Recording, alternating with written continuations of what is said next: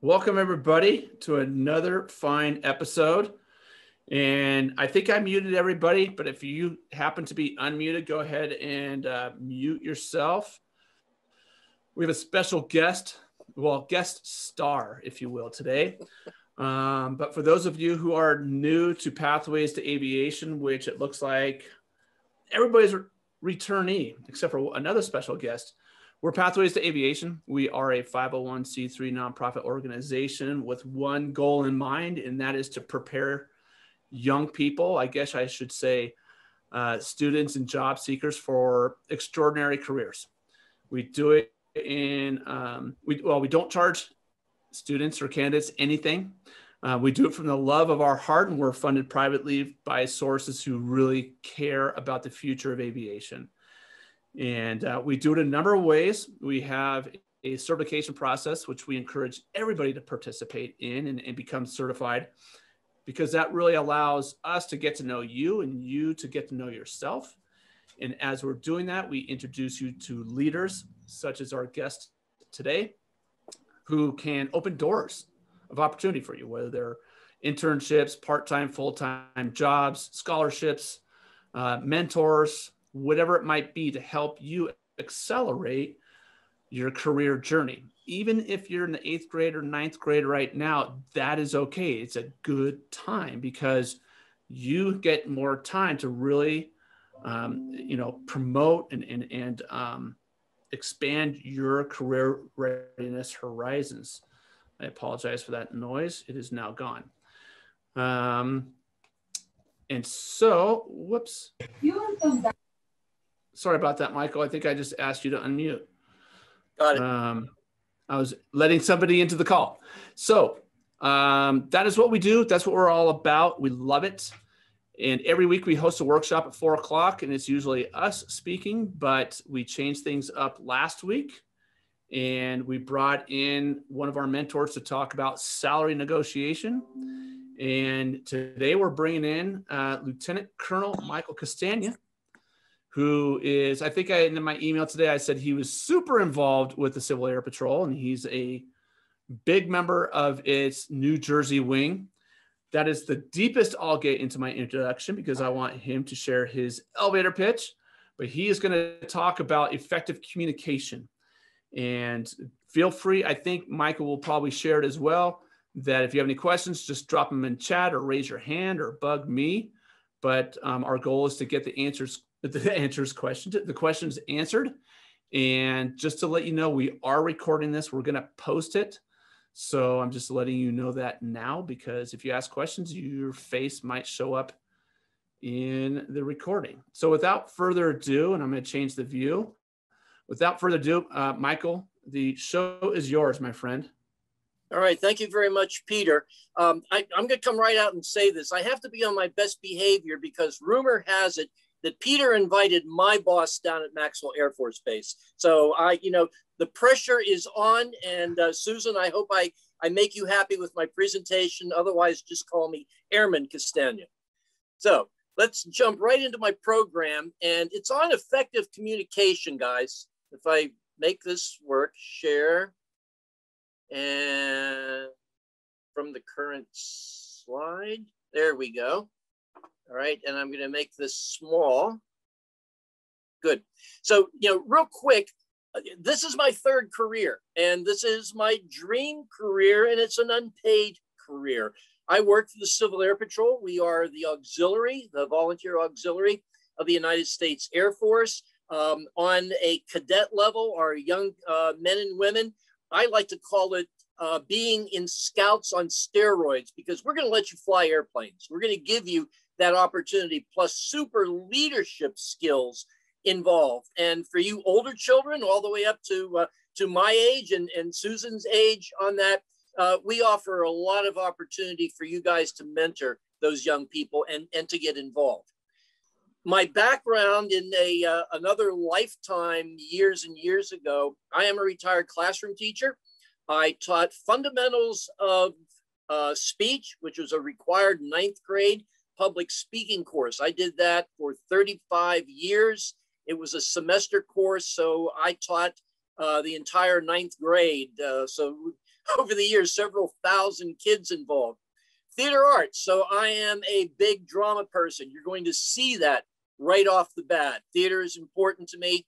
I taught television production, and right away, what I would encourage you to do, those of you who are brave enough to turn your cameras on, you need to adjust your screen so that we have a little bit of headroom up on top. We can see above your head, and we're looking maybe what I call a head and shoulders shot from across your chest up. What I don't want to see is a disembodied head floating around on the screen. So that's just a comment, especially if you're doing interviews.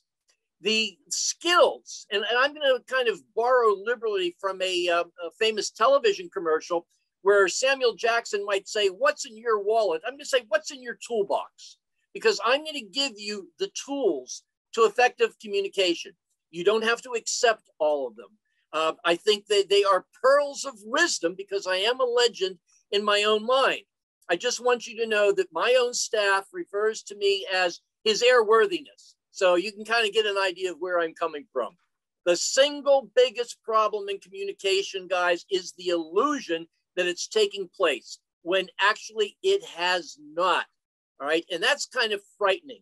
So we're going to be dealing with effective communication. And I do want to call attention to the little memes or the little cartoons that pop up. I call them artifacts, and we'll get into that a little later on.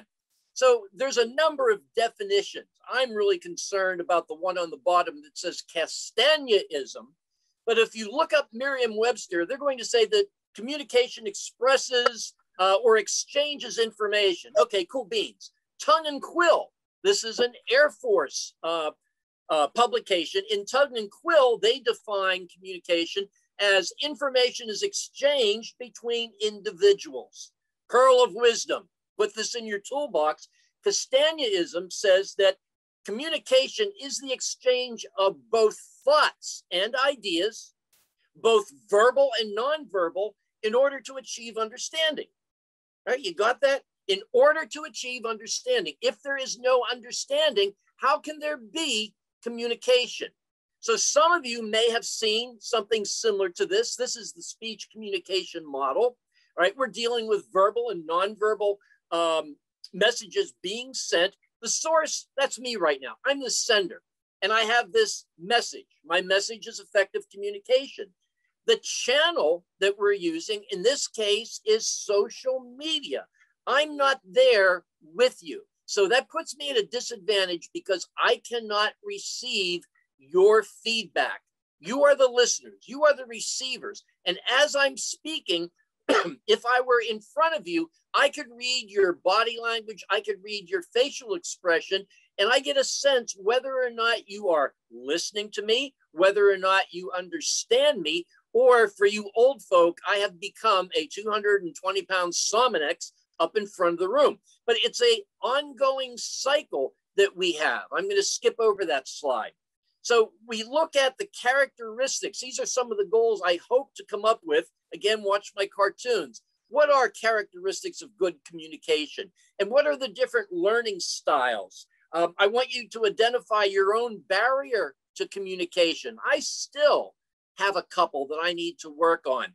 I want to give you some effective presentation techniques that you can practice. And this is whether it's an interview situation or you're asking for a raise, you got that job, or your boss says, "Hey, you know, Pete, I want you to do this presentation on blah, blah, blah, blah, blah. You're in charge." All right. So I'm going to give you some techniques that you can use or choose not to use.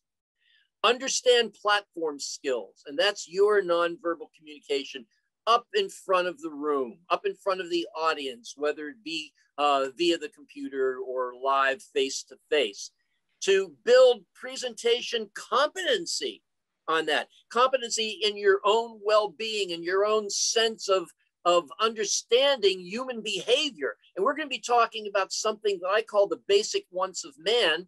And for the rest of you, we're basically talking Maslow's hierarchy. And I have a slide all about that. And then lastly, listening skills. Listening is an active process. I know you all hear me, but are you listening to me? So right now, I feel like we're playing, what's that game? Family Feud. You have no idea how long it took me to get these things to actually kind of build a triangle. But as they would say on television, survey says these are the top communication skills: clarity, respect, empathy, feedback, listening, confidence. You want to exude confidence. You want people to buy into your presentation. Friendliness. You don't want to scare them half to death. Although I had ninth graders that were like deer in the headlight, or they would sit as far back in the room as they could possibly get from me.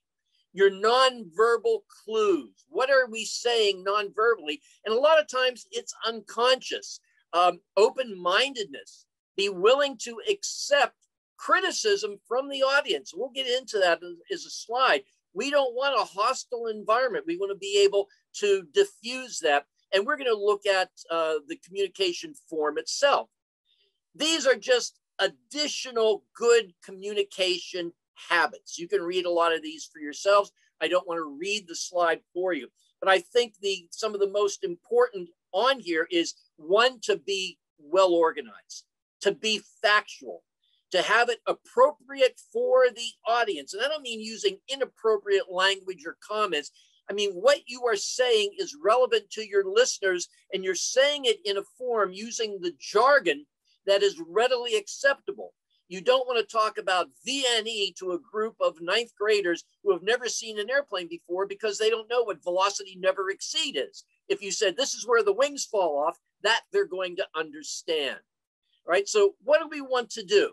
And you need to analyze the purpose. Why am I here today? Why am I presenting effective communication skills and pathways to aviation?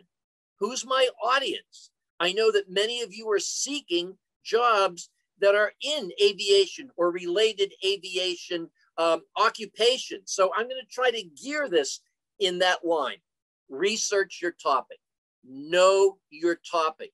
Trust me, after 35 years, God, I hope I know my topic. And I may look at my slides for now and then, every now and then for clues, just to keep on track. But know your topic. Once the audience senses that you are unsure, they're going to be like sharks in a feeding frenzy, and they're going to come after you. Support your ideas. All right. For everything that you're going to assert, you need to come up with some kind of backup. And don't say, because everybody knows. Everybody doesn't know. Or because I say so. That's the worst thing as an educator, to tell your students, well, because I say so. Here's something that puts the fear into everybody's heart, all right, and mind. Organize and outline your thoughts. Oh my God, I have to outline my thoughts. You didn't tell me that's part of communication. Write a rough draft, regardless of the speaking situation.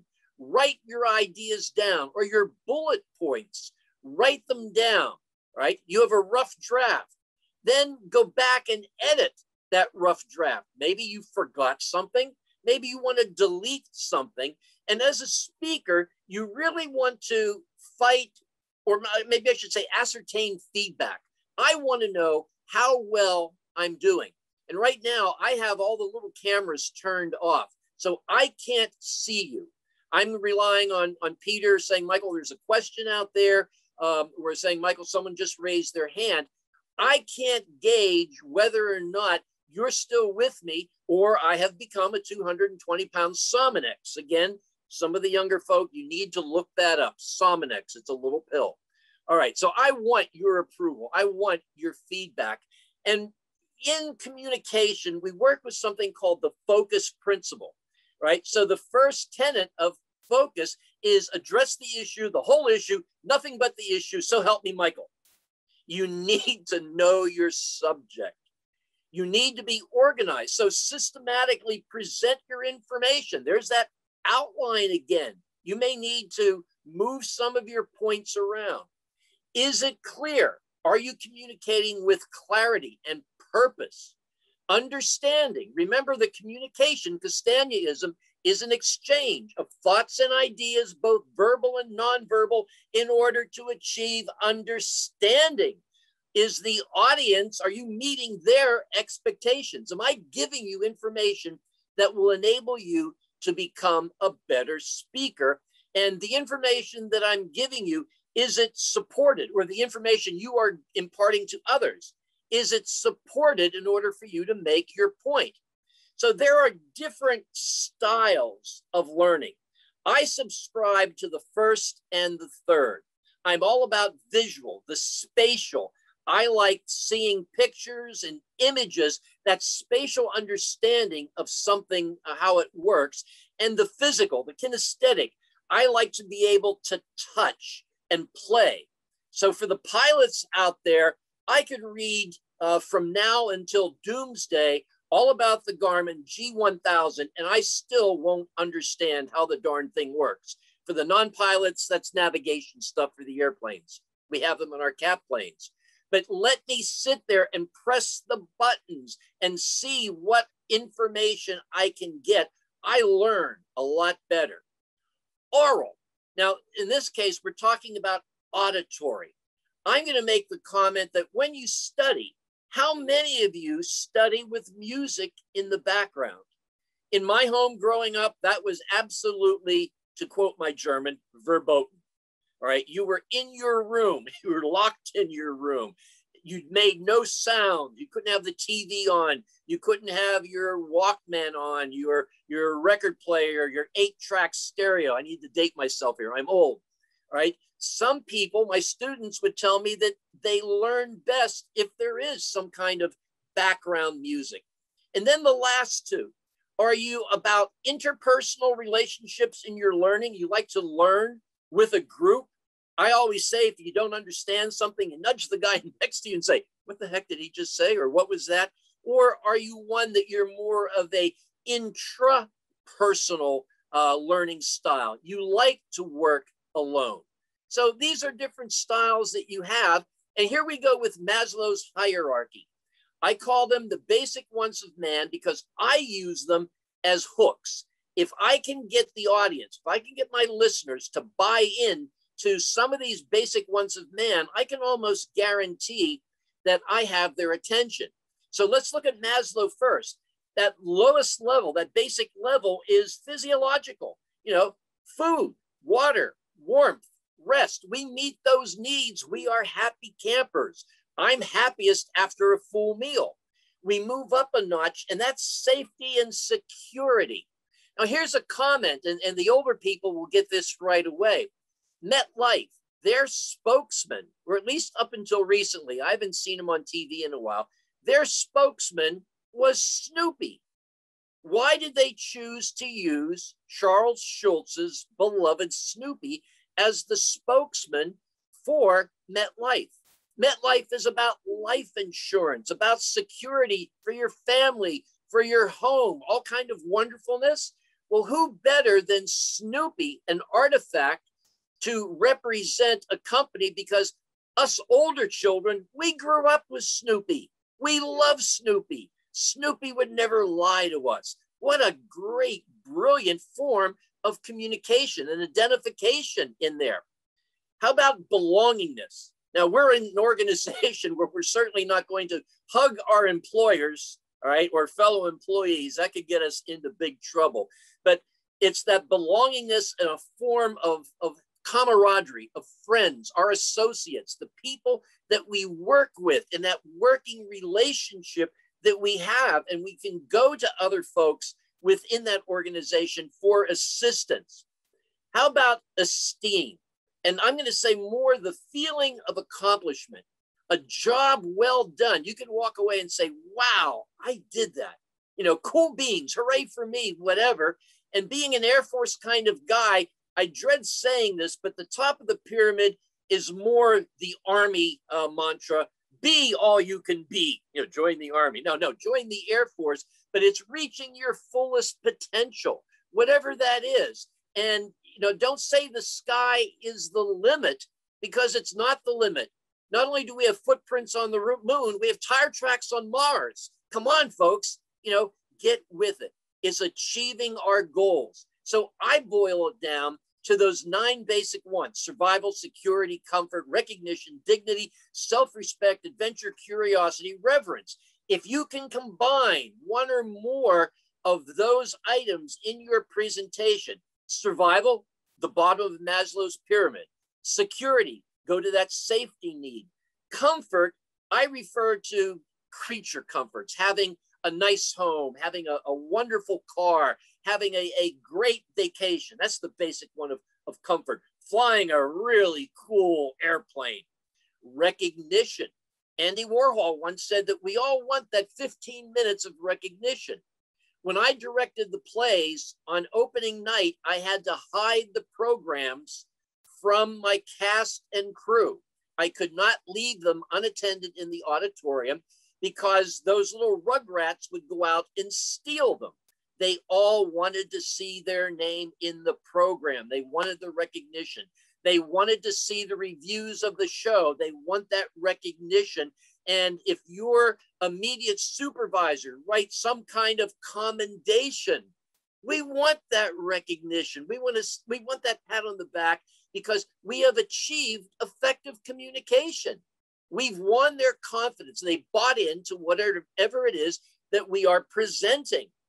Dignity, how do you see yourselves? Are you a dignified individual?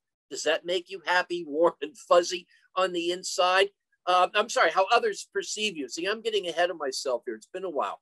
Self-respect, how do you see yourself? What is your self-respect? You know, and years ago, my best friend is a physician.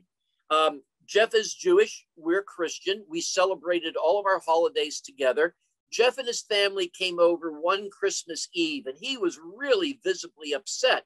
And I said, Jeff, what's wrong? He said, I have a little 3-4-year-old in the hospital who is making himself sicker, and I don't know how to treat this. And I said, okay, where are we going with this?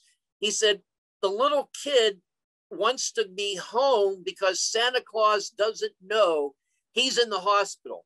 And he's worried that Santa Claus won't be able to deliver his toys. And he just won't accept anything that I'm telling him that Santa Claus knows he's in the hospital. Well, you know, Jeff and I are both amateur radio operators. KB2IZI, that was my call sign. And I threw Jeff my handheld radio. I said, what if the little boy talks to Santa Claus? And Jeff looked at me for a moment. He starts laughing. He said, that might work. He called the youngsters' parents and he told them about our scheme. He said, may I tell my best friend Mike a little bit about your son so that he can impersonate Santa Claus and your son will be a happy camper. So the parents gave me information, what he wanted for Christmas, his little sister, the brand new puppy, all this wonderfulness. Jeff goes to the hospital. He tells the little boy, you know, do you know that Dr. Jeff spoke to Santa Claus? And Jeff said the kid's facial expression, that nonverbal, that exchange of communication, the kid looked at him and like, hey, I may be 3, but I'm not stupid. You didn't talk to Santa Claus. So Jeff whips out the radio and he goes, calling Santa Claus, this is Dr. Jeff.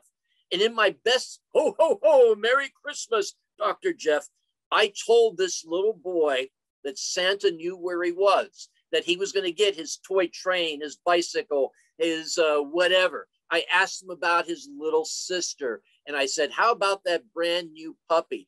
Amen. Hallelujah. The kid became a believer. Problem solved, you know? And you kind of, I had that great warm glow feeling when Jeff came back and was telling us the wonderfulness that he witnessed. How about that sense of adventure? Getting a job, applying for a job, flying an airplane, all of that is a sense of adventure or curiosity.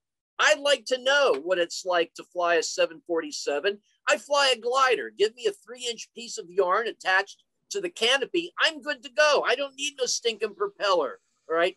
And then lastly is reverence, however you want to define it. Hero worship, family traditions, or deity, however you perceive that. Now, forgive me, I need to read these because there's way too many for me to commit this to my memory, especially at my age. But a presenter needs to capture attention, guys. I need you to buy into what I'm saying right now. And we need to create an environment that's comfortable and safe.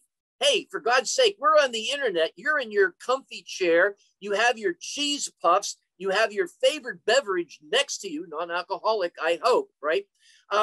We want to make sure that we are all organized and we have definite objectives, and we've established a direction that I want to go in, and that the session is based on your needs. I want to give you tools to put in your toolbox that at any given moment, you can open that toolbox up and you can take one of these tools and fix the problem. Communication. That's the problem, a lack of communication. You want to ensure that the content is meaningful, all right? That the people are going to accept what's there. And I really invite you, even if you need to shout out or send it to Peter, who can shout at me, feel free to share your knowledge. It's not all about me. It's about us. We're in this together, right? We're all trying to achieve the same goal. My job in Civil Air Patrol is to match schools, educators, administrators, teachers, give them the tools to promote aviation. My biggest thing right now is promoting AOPA's 4-year high school aviation curriculum. We have 6 schools in New Jersey that have signed up in the program. We have 4 more that will sign up come September. We have this thing called Aerospace Education Member Program, where Civil Air Patrol is giving away free curricular material and giving away STEM kits to the teachers. And it's a K through 12 situation. How am I doing, Susan? Are you impressed yet? So we have this whole, I have to, make sure my boss is listening here. Brownie points for Michael. All right. And we want to invite the listeners, the learners, to share your knowledge, share your experience, guys. And most important is to treat your listeners with respect. Treat them with understanding and genuine concern. You want them to buy in. So let's play a little game here. Normally, I would throw some questions out, but I'm running up against the clock. Stimulate, convince, and persuade. And I usually ask, what is the difference between them? And stimulate, I usually get a reasonable definition, but people confuse persuasion with being convinced. So let me throw out the answer just to save time. If I persuade you, well, better yet, I represent someone from the American Red Cross. And ladies and gentlemen, I'm here today to get you, to ask you, to plead with you to donate blood. And I'm going to tell you how the blood that you donate today is going to possibly save a life. And I'm giving you all this wonderfulness about giving blood. Now, did I persuade you? Did I convince you? Did I stimulate you? If I've persuaded you, you're going to go, Michael, you're absolutely 100% correct. Giving blood is a life-saving function. It's compassion. Fill her up, right? You take action. If I have persuaded you, if you have persuaded the person interviewing you, you're going to get that job. If you have persuaded your boss, you're going to get that raise. How about if I convince you? Michael, you're 100% correct. We should all give blood. This is great. However, what little I have, I didn't mean to do that. What little I have, I'm keeping. I agree with you, but I ain't giving. And if I stimulate you, you haven't said no, but you haven't said yes. You're willing to think about it. So kind of put it in reverse order. The least minimum objective is to stimulate your listeners. Get them to think about it. Because if they think about it long enough, who knows, they may agree with you. So now you have convinced them. They still haven't taken action. But if they think about it and they agree with you, who knows, at some point, you may succeed in persuading them. So you want to go for the gusto. Back in the day when we had insurance salesmen come to the home, one of the tricks that we would use in communication, the salesman would take a quick survey, look around the house, and usually he'd say, let's sit down in the dining room or let's sit at the kitchen table. Why those locations? Because that's where families hold discussions and make decisions. Already he's become part of the family. He's setting you up, and he may use terms about his policy. We have the basic airman policy, just the basics of Maslow's hierarchy. Then we have the sergeant, the chief master sergeant, I have to use Air Force terms here, policy, a little better than the basic airman. And then we have the general policy, brigadier general policy. Which do you want to be? The brigadier general, the chief master sergeant, or the basic airman? It's a technique. And we call this SMART objectives. All right. So when you think about SMART, specific, what is the specific task or goal that you're trying to attain? Measurable, what are the standards by which we're going to measure your success? Is it attainable? Is the task feasible? Whatever you're asking, are you asking too much for your raise? Are you, is your skill equivalent, or does it surpass what you are currently getting right now? So you're worth more. Is it relevant? All right. And is it timely? So think in terms of SMART objectives when you prepare your presentation. Now, look at my little guy, all right, Tommy Turtle, over on the side. These are communication barriers, and the next slide pretty much is going to reinforce this. So I have two different slides with some repeating information. There's definitely a lack of focus. How do we know? Look at his facial expression. Inconsistent body language. Is this a superior attitude? Is he cold, all right? Or is he absolutely frightened and he's protecting himself? Is it a negative body language? There's a whole connotation that the speaker is defeating himself. Is the speaker stressed out? Again, go to the facial expression. Look at the eyes, all right? Is the speaker unprepared? And using this cartoon, chances are absolutely. We move on. These are just some other barriers. You're inexperienced as a speaker. And trust me, it took me a long time to be comfortable to stand up in front of a group of people. For the past 4 years before COVID, I presented at the New Jersey School Board Association. I presented all of our STEM goodies on the behests of CAP. You could not walk past my table because I literally would grab you, pull you to the table, and start telling you. It took experience, because if you wait for the people to come to you, communication will never happen. They'll look at you and they go, oh, that's nice. Look at all the toys. And they keep walking. Shyness. Believe it or not, I was a wallflower when I was in high school. It took a long time for me to come out of my shell.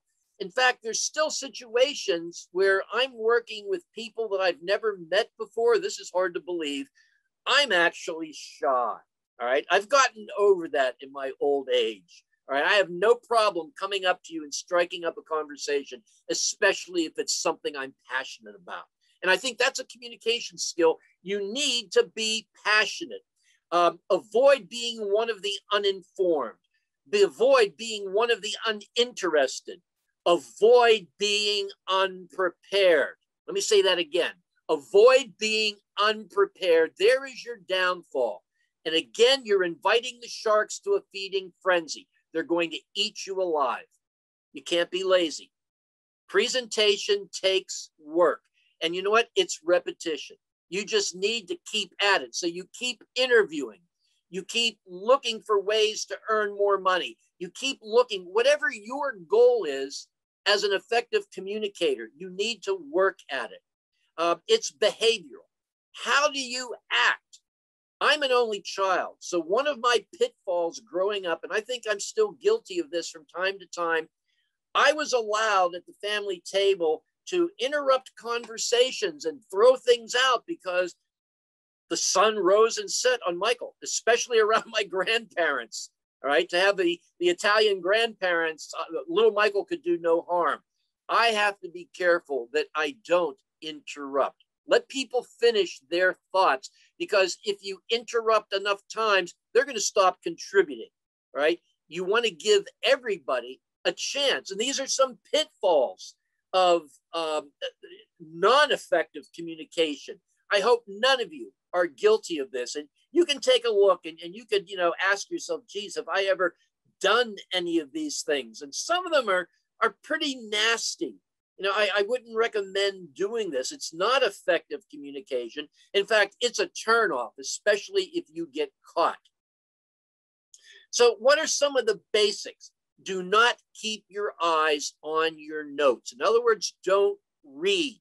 And I think there's the next slide, next comment says that. Don't read anything except quotations. There is a gentleman in the hierarchy of Civil Air Patrol on this side of the country who every conference that I have attended with him, when he presents his slide, he turns his back to the audience and he reads the slides. Holy jeez, I can read the slides. Talk to me. Don't lecture, don't read to me, don't turn your back on me. And you know what? If you're not nervous, there's something wrong with you. I get nervous. The secret is you have to learn how to overcome your nervousness.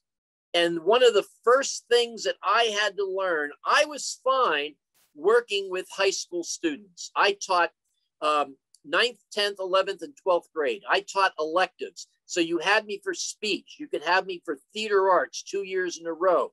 You could have me for television production 4 years, and you could have me for film. So I was used to being around teenagers. What scared the daylights out of me was back to school night. Now I had the parents glaring at me. They wanted to know who this crazy man was who taught their children. He taught theater. He taught film. I felt like Professor Howard Hill. Was it Harold Hill from The Music Man? Right? I taught all of these no-no subjects. So it's okay to be nervous. You just need to control that stage fright. I'm Italian. So could you tell? Body language is important. It just happens when you're Italian. So I encourage you to use nonverbal communication, but don't get so carried away that it becomes a distraction. Now, pause every now and then. Let me say that again. Pause. Let the thoughts sink in. Give the audience time to digest what you're saying. And you want to basically perform. You don't want to act. Act is phony. You want to be yourself. You want to establish a style for yourself. I often wanted to dress up as famous theatrical characters and do my presentations. The best I could do was dress up as myself and go to school. All right, that was my form on that. Use humor. Be careful about the humor. Teaching an elective course, and I had students that had me for all 4 years. That means they heard my whole repertoire of jokes. I don't even know if that word came out of my mouth right.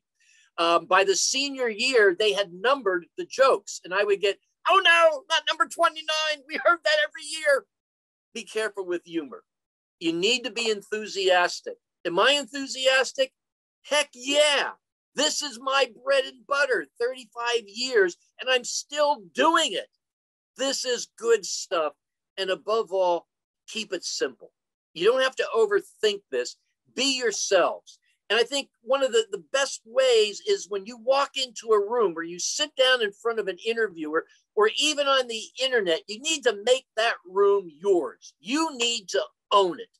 When I talk to superintendents and administrators, regardless of the situation, I need to own it, and I need them to buy into that ownership. I need them to share my excitement. I need them to share my communication expertise. I want them on my team. So this comes down to finding the right words, and I use the term connotation and denotation. If I were with you right now, I would be walking around the room and I would have a box of Kleenex. And I would go to a number of people at random and I would hold the box out and I would say, take one without an explanation. And I'm continuing my whole spiel about owning the room. And I go to a person that I have already singled out based on my perception of their body language and facial expression. I hold the box in front of them, and before they have a chance to take the tissue, I grab it, wipe my face with it, and I try to hand it to them. And you should see the look on their face. And the whole class collectively, what's he doing? And I go, what's wrong? Everybody else took a tissue. And they said, but you wiped your face with that. I said, what? I've had my distemper shots. They said, no, it's dirty. And there's my point. So back in the day, when you went to buy a car, you didn't have the money to buy the brand new 2021 Lexus or whatever your dream car is. You wanted a Lexus, but you could only afford a 2015 model, all right? One that was used. But look at the connotation. If used is disgusting and dirty, I don't want somebody's used car, but I will buy, ready for this? Pre-owned, right? Pre-owned. This little old lady from Pasadena drove it on Sundays to her home. Look at the communication game I'm playing with you.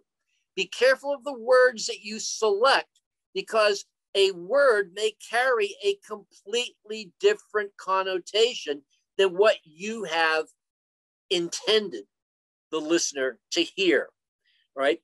Make your gestures powerful yet natural. So I'm going to jump ahead. I have a slide where I talk about an emphatic gesture. So for the older children, 1960-ish, somewhere in the early 1960s, there was this guy from Russia at the United Nations. He took off his shoe and he's banging the podium with his shoe, and he's saying in Russian, "We will bury you." My God, how forceful was that statement? We will bury you. All right, we don't want to get that crazy. Powerful, but natural. He made his point. And you want to use verbal and nonverbal elements that are going to create a message behind the words. You want to be warm and fuzzy. You want people to accept what it is. So you're engaging your audience with simple and powerful movement. And that's a good thing. Using your voice. And I hope you've noticed in my presentation that I have made an attempt to use my voice. Projection, articulation, modulation, pronunciation, enunciation, a lot of shuns here, repetition, and rate. I don't know how that got in there. Everything else has an ION. All right. Manners, be careful. Don't play with props, pens, pointers, glasses, jewelry. Keep loose change out of your pockets. You don't want your hand in the pocket playing with the coin. And all right, we don't go there. And you want to be wary of verbal tics. Usually a verbal tic is an indication you're searching for the right word, and it could be perceived as being unprepared. Okay. Okay. You know, there was this beloved, well, I don't know if he was so beloved. He was a New York mayor. That should say everything. Passed away recently. I loved Ed Koch because his favorite verbal tic was I would count how many times he said in a soundbite that I was seeing on television. Watch out for furniture. If you're in your own home and you're bumping into things as you're doing social media, I would question what's going on. But if you're up in the podium or you're in a presentation in front of a live audience, just keep that awareness there. I didn't mean to hit that. Before you get up, by the way, check your hair before you walk out on the audience. Check your tie, your trousers, your dress before standing up, just to make sure everything is where it's supposed to be. Lighthouse technique, scan the audience. Murphy's monkey, you get lost or flabbergasted and you're starting to sweat, get the monkey off your back. Throw him to somebody else. And how do you do that? Ask a question. Ask for a show of hands. Interject an icebreaker. Open up a related discussion. Ask somebody to volunteer. It gives you a few moments to reassess what's going on, to catch your breath and pick up where you left off. So Murphy's monkey, that's part of that stage fright. You feel the monkey on your back, throw him to somebody else, take a quick break, couple quick deep breaths, and you're fine. Dress code. I want to say that I am appropriately dressed for tonight's presentation. This is my cap casual as opposed to my cap chic. I'm not overdressed, but you do want, in certain situations, you do want to check what is the appropriate wear. Don't be so flamboyant that you have colors that go, oh my God, right? You want people to remember you based on what you have to say, not on what you're wearing. So just keep that in mind. These are nonverbal communications. I'm going to get to the last couple here. Your facial expressions are very important. Gestures. So I have 5 different gestures. You can enumerate. We have 3 things that I want to talk about today. You can locate. I can locate a person. I can locate a thing, or I can locate a place out there. Use gestures. Dividing. We can talk about things on one hand and things on the other hand. You can move from one side of the podium to the other. Descriptive gestures showing the size or the shape, and go back to Mr. Khrushchev back in the day, emphatic gestures. I said that to one of my 9th graders. His first speech in my class, he got up to the front of the room. He smiled at everyone. I put my head down to write his name. And the next thing I know is this gigantic bang as he kicked the crap out of my desk. And I looked up and he goes, good, I have your attention. Apparently my point was made. Paralanguage is how you say something, the tone of your voice. Proxemics is the distance. Intimate space, that's you and your significant other or your siblings or your parents. Personal space, your good friends. You don't want to wrap your arms around them, but you don't mind if they get relatively close. Social space, you're at a party, you're in the office. Public space, you're up in front of the room. So the distance between you and the listener is important. Haptics is about touch. I don't want to get into this because there's a whole different connotation today about touching. But just understand that women generally use touch to convey concern, care. Men, on the other hand, usually assertiveness. And that's as far as I want to go. Artifacts. These are my artifacts, depending on whom I'm communicating with. I identify with Snoopy as the World War I flying ace. I'm passionate about gliders. And there is the ever popular, His Airworthiness, Lieutenant Colonel Castania, at home in the classroom. This is great, especially in a nonverbal situation. Listening is an active process. Remember, guys, that communication is the exchange of thoughts and ideas, both verbal and nonverbal, in order to achieve understanding. Listening is better, and we learn more if we listen and we don't hear what is being said. Poor listening skills: don't interrupt, don't multitask. My telephone is in front of me and it's turned off. All right, don't prejudge the message or the messenger. I used to bring in 2 strangers into my classroom. Both delivered the same message at different times. One well-dressed, the other a mess. And I asked the students who they trusted more. Don't prejudge. Don't mentally try to finish other people's sentences for them. That doesn't work. And don't form counter arguments while others are still talking. Some techniques to conquer poor listening: paraphrase, summarizing, and questioning. And I think this is a good spot for me to end. So Peter, I'm going to throw this back at you. I think I'm kind of right on time. You're speechless. That was pretty amazing. And I saw your slideshow before you spoke. So I know you have a number of slides that you either sped through or left some remaining. So we'll share these. When I put this up, we'll share the slideshow with everybody if you want. But I know we have 10 minutes left. Are there any questions out there of Michael? Because that was amazing. If you do, just speak up. Just click your mute button. Crickets. I hear crickets. Come on, guys. So I need that nurturing. What are the best ways to convince other people? I'm sorry? What are the best ways to convince or persuade, as you mentioned in one of your slides? I think honesty.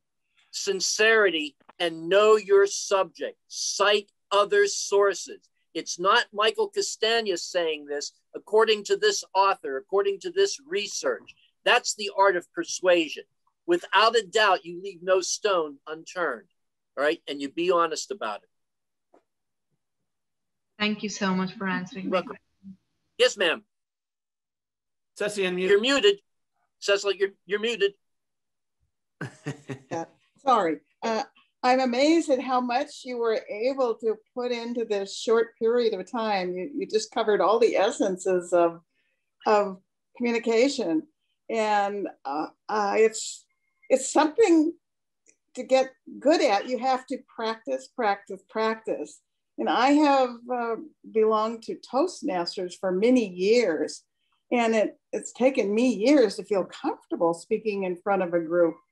And they cover, in their program, they cover all of these aspects that you've talked about. I highly recommend, if you have a chance to belong to a speaking club or to Toastmasters, that you can become very professional and very competent and use all these skills that Michael has talked about. It's amazing. And I'd forgotten how comprehensive and how many things are involved in communicating.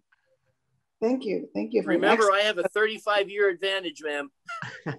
No, oh, yeah. Well, I was in Toastmasters like 25 years. And yeah. So I understand. And you have even much more experience than I have, or I had in those 25 years.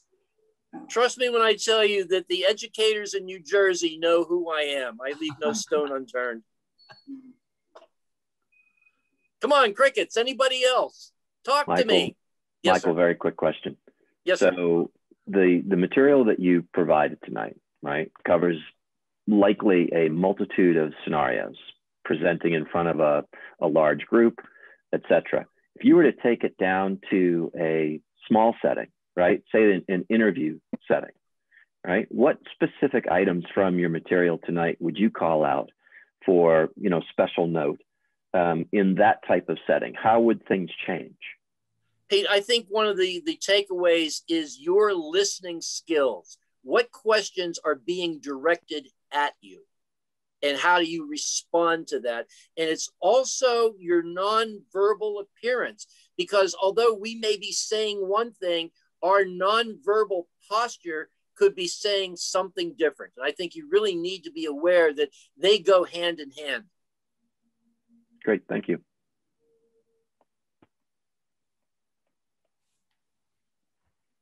Can we find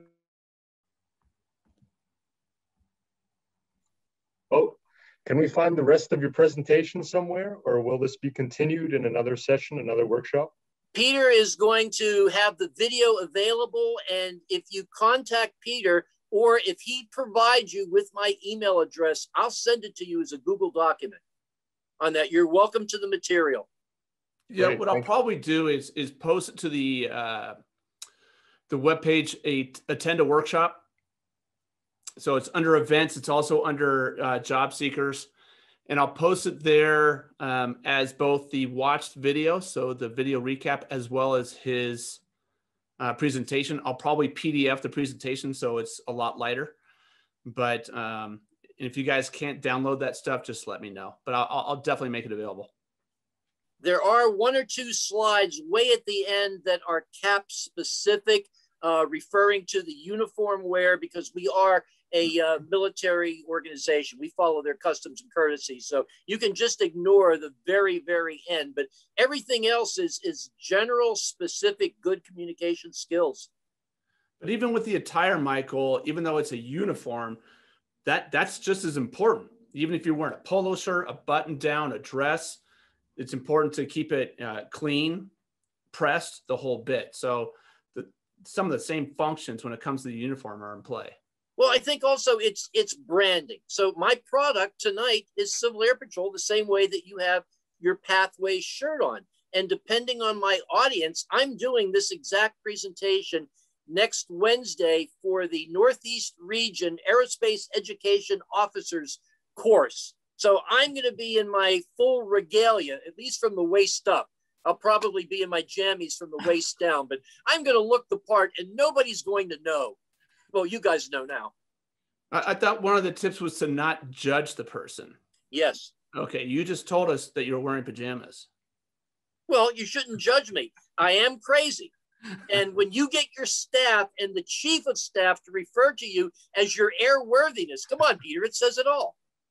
I'm not lying about this. This is great stuff. Okay, any more questions? This is amazing. Thank you so much. You're welcome. So I want to keep it to an hour. Hey, Perfect. we deliver. Well, Michael, this was amazing. I think you could have spoken for 2 or 3 hours. We may even take Casper up on his idea to have you come back and do something similar. And maybe we just pick a segment of your presentation, because that was pretty solid. I know I learned stuff. And just piggybacking off Ceci, I mean, no matter how many years you put into speaking, you're still learning. So this was amazing. So I definitely appreciate it. We all appreciate it. I know you're here week in and week out sharing insights, so that's pretty amazing. The fun's going to continue next week. We're going to have workshop. I'll surprise you with the topic. And then we're just a month away from our aviation career week. So if you haven't been with us before, continue the journey with us. And then the week after the career week, we're going to start our whole series over, starting with the job searching, your career checklist, and that sort of thing, going all the way through job interviews. So great question. So join us again next week. Michael, you want to answer that one? You know, off the top of my head, because I have not picked up a public speaking book in 14 years, when I retired, I would have to get back to you on that. I would say that any comprehensive public speaking book out on the market would suffice. A lot of my material came from my own personal textbooks, all the way back to my undergraduate time and the time in the classroom. Yeah, and just doing it. Unmute, Ceci. Can't hear, Ceci. I didn't know Thank it you, was. ma'am. Sorry. I think talking about different aspects of your presentation, take 1 or 2 subjects and give lots of examples and have a conversation about it, how people would address these differently or in different ways, sort of like what Pete does with the other subjects. I think that would be really, really helpful, because practice, and looking at different ways of doing something to get your audience and get your point across. So true. So thank you. Okay. Peter, I'm going to leave everybody with one question. And my question right now is, hey guys, what's in your toolbox? Samuel Jackson said I could use that. Yeah, well, I like that. Okay, a couple final housekeeping before we close out for the afternoon or evening, wherever you're at. Our scholarship page continues to increase. I don't know if Ceci was with us last week, but she shared a number of scholarships. So I added them to our events so that you can identify the deadlines that are happening. I know there's a big one happening today for the scholarship that we offer, but also there are a number of them that close out on April 15th. I believe there are a couple on April 30th, and then we have a few on May 15th. So go to our available scholarships webpage to find those. You can also find it on our industry events page, all those deadlines. Don't miss out on scholarships. If Eric was here, he would tell you to apply for them all, because you never know. I believe in applying for them all because it's a great way to meet people or have them get to know you. But you never know what's going to happen if you apply for all the scholarships. So with that, I think, Michael, I will end it with a sincere appreciation for your time and your energy. You put a lot into that, and it's just speaks volumes. So it's huge. So thank you so much. To everybody else, we do this weekly, but it doesn't mean you don't have to just wait a week to come back and see us. So if you have any questions about your resume or anything, don't hesitate to contact me, and I'll help make that happen. I know I had 2 or 3 Zoom calls this past week with some of you. So let's keep that going. All right, everybody. Thank you so much. Have a wonderful evening. Thanks again, Michael.